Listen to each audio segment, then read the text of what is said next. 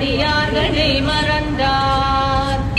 ஆண்டவா உன்னாமம் 1000 கூறியே அர்ச்சனை செய்ய வந்தார்.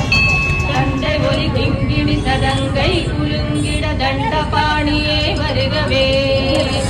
சங்க தமிழ் பாட ஔவையார் நக்கீர தலைவாசல் வந்து விட்டார். குமரகுருபரனின் பிள்ளை தமிழ் கேட்க குமராணி எழுந்து வருக. அருணகிரி சந்த திருப்புகழ் அதற்கேற்ப அருமுகாடி வருக. ஆலயமணி ஓசை அன்பரை அழைக்குது. கரைகளோ கடலலைகளோ அணுவளவும் இடநிலை ஆனந்த பெருநிலை அதற்கெதுவும் ஈடு இல்லை.